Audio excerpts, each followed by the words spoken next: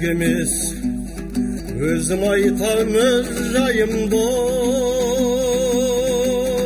жүрегім жалын атқан сөз дайында, тереңде тұнып жатқанда ол күйді тербетіп тулатып бір қозғайында.